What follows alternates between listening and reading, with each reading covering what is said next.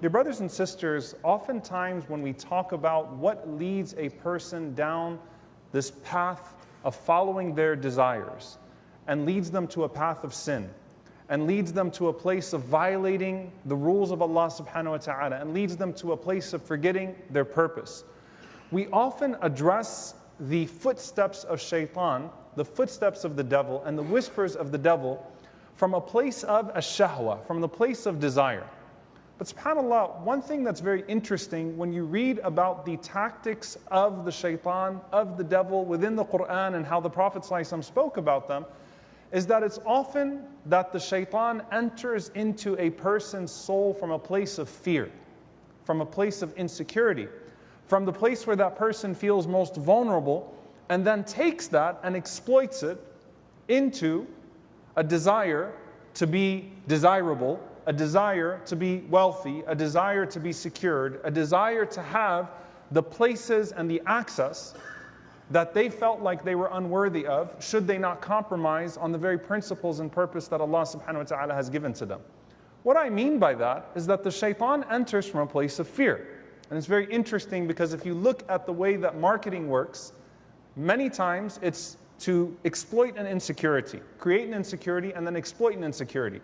People have body image issues, and so there are all types of products that are marketed towards the insecurity of body image. People have issues with social acceptance, and so there are all sorts of products and things that are marketed towards social validation. All of these different things are marketed to feast on and exploit an insecurity. And subhanAllah, I want us to actually look through in these few minutes, inshaAllah ta'ala, some of the verses of the Quran and some of the ahadith of the Prophet ﷺ in this regard, and then think about how this works. The Prophet ﷺ says, and this is a hadith from a companion by the name of Sabra ibn Abi Fakih radiyallahu ta'ala anhu, and subhanAllah, I believe it's the only hadith that he narrates, if not one of the only ahadith that he narrates. And what a hadith to narrate from the Prophet sallallahu alaihi wasallam. قال سمعت رسول الله صلى الله عليه وسلم يقول. He said, I heard the Prophet صلى الله عليه وسلم say, إن الشيطان قعد لابن آدم بأطرقه, that verily the shaitan has sat on every single path. He tries to obstruct every path that the son of Adam, that the child of Adam wishes to take. فقعد له بطريق الإسلام. So he first tries to obstruct his path to Islam.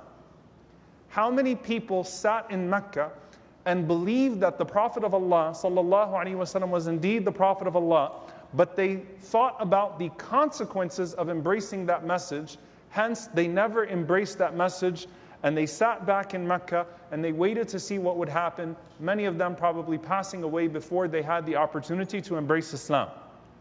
This is a highly consequential choice. This is a very difficult choice that you have to make.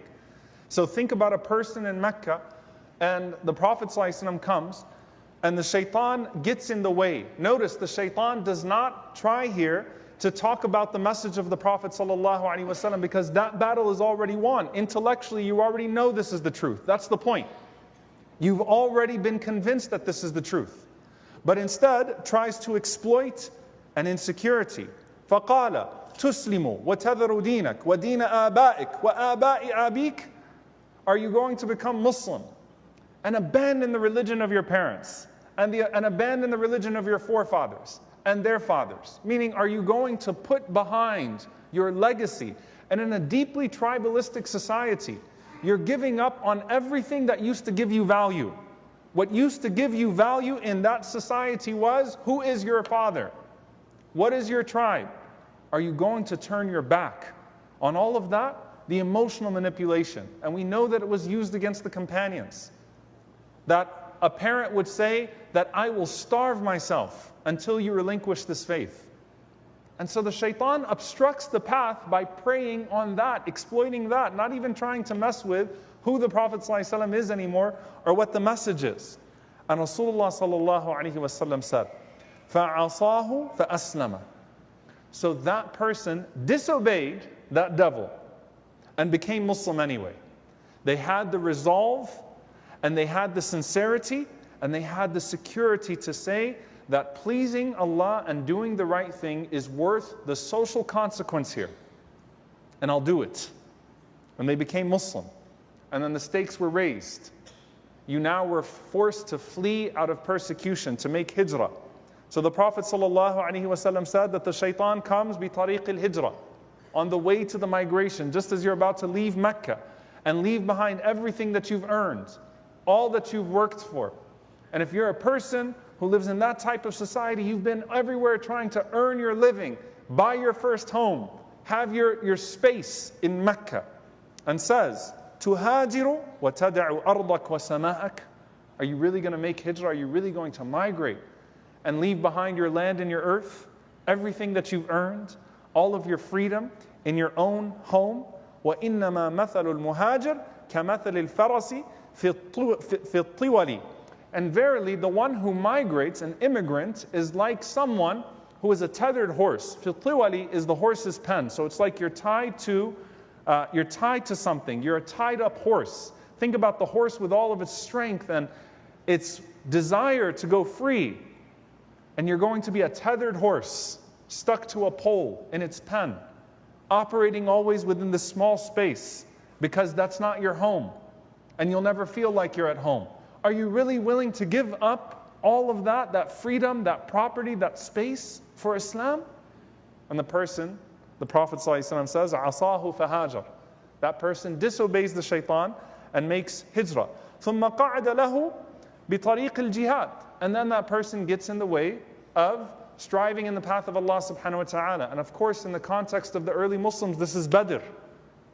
Now the same people that caused you to flee are in pursuit of you, and you have to go to the battlefield? And on the opposite side of that are all of those people? This is such a difficult choice that you have to make. But look at the way the shaitan tries to exploit. He doesn't call you a coward. He doesn't try to tell you, well, look at their strength and look at yours. In this situation, this shaitan says that, are you really going to go out there and lose yourself and lose your wealth? فَتُقَاتِلُ فَتُقْتَلُ. And you will kill and be killed. فَتُنْكَحُ الْمَرْأَةِ. And then your wife will marry other than you. وَيُقْسَمُ الْمَالِ. And then your wealth will be distributed amongst other than you. You're going to lose your family. You're going to lose everything that is precious to you. He tries to mess with that person's sense of honor, that person's sense of dignity. Are you really going to lose all of that? Don't you know what happens afterwards? Are you really willing to take that risk? And the Prophet ﷺ said, فَعَصَاهُ فَجَاهَدْ. And that person continued forward, and they fought for the sake of Allah subhanahu wa ta'ala. Now Rasulullah ﷺ goes on to say that it doesn't matter what happens with this person at the end of the day. Whether everything materializes to their worst fears or not, كَانَ حَقًّا عَلَى اللَّهِ. That it is a right upon Allah أَن يُدْخِلَهُ الْجَنَّةِ. That Allah subhanahu wa ta'ala will enter that person into Jannah. The Prophet ﷺ said, whether this person dies in a battlefield, or this person falls off of their mount, or this person drowns, or this person dies of anything else, this person will enter Jannah, because they conquered the whispers of the shaitan that preyed on their greatest sense of insecurity, their greatest sense of fear. And who are we as human beings? We look for a sense of safety, we look for a sense of stability. And Allah Azza wa Jal even mentions this as a favor to Quraysh. الَّذِي أَطْعَمَهُم مِّن جُوعٍ وَآمَنَهُم مِّن خَوْفٍ.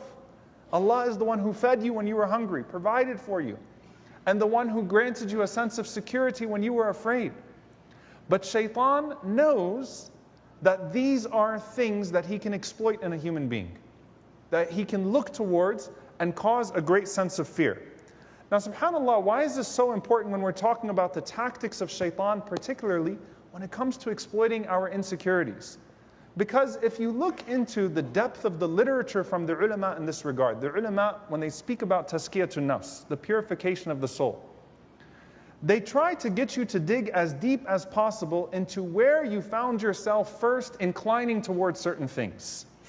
As Imam Ibn al-Jawzi rahimahullah says, if you fall, if you get tripped up, you want to go back to the place that tripped you up. Find the object that tripped you up.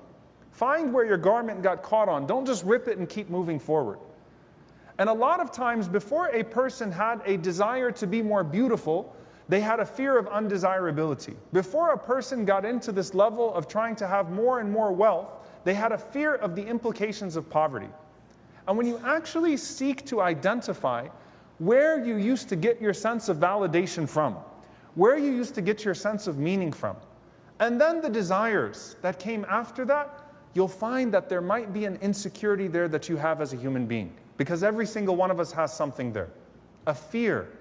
And I'm not saying you go back and you yell at your parents and you say that you used to do this to me and that's why I now I'm always seeking approval from people because you used to talk to me this way, or I grew up in this environment and it was because of this. I'm not saying make it an excuse. I'm saying find what caused you these insecurities and don't even let the shaitan in there. Solve the insecurities themselves, because the desires will come after. Why is it that people crave attention? Well, what was the deficit before that led them to crave attention? Why is it that a person assigns their dignity and their sense of validation in certain things? Well, what was the deficit before that shaitan might be preying upon? And subhanAllah, I want to end here with something very profound in the Quran. Allah Azza wa Jal talks about the fear factor of the shaitan to try to stop you from moving towards the right direction because of fears that he will manipulate, and also the desires that he will embellish that feast upon your greatest insecurities. But he also talks about the centrality of Tawheed, the centrality of monotheism in all of this. What is the greatest sense of validation? What is the way that you overcome these insecurities? There are individual pathways that you look to them, and you start to interrupt and say, I need to solve this problem and stop this leak that the shaitan is preying upon, that the devil is preying upon. But then there is a connection to Allah subhanahu wa ta'ala that gives you a new sense of validation. What do I mean by that? فَلَا تَخَافُوهُمْ وَخَافُونِي. Don't be afraid of them, be afraid of me. فَلَا تَخْشَوْهُمْ وَخْشَوْنِي. SubhanAllah, in this ayah in particular, and honestly I heard it in Salat al-Fajr and I was thinking about this particular ayah. فَلَا تَخْشَوْهُمْ وَخْشَوْنِي. Don't fear them, but fear me. It's interesting here because that ayah came down when Allah changed the Qibla from Jerusalem to Mecca. And you know what they said to the Prophet ﷺ? Some of the people of the book, they said, اشتاق الرجل إلى قومه وإلى دين قومه. The man must have missed his people and missed the religion of his people. To suggest that the Prophet ﷺ was going to incline towards paganism by facing Mecca and not facing Jerusalem anymore. And Allah subhanahu wa ta'ala says, فَلَا تَخْشَوْهُمْ وَخْشَوْنِي. Don't worry about them. Don't worry about what they say. Don't worry about the comments they're going to throw your way. It doesn't matter if they excommunicate you. It doesn't matter if they say you're not a prophet of Allah. It doesn't matter. Seek your validation from Allah subhanahu wa ta'ala. And the highest level that Allah mentions of the believers, وَلَا يَخَافُونَ لَوْمَةَ لَائِمٍ. They don't fear the blame of the blamer, because they start to assign a sense of self-worth through their relationship with Allah subhanahu wa ta'ala. The hadith of the Prophet ﷺ, إِنَّ اللَّهَ لَا يَنظُرُ إِلَىٰ صُوَرِكُمْ وَلَا إِلَىٰ أَجْسَادِكُمْ. Allah does not look at your physical beings. He doesn't look at your strength.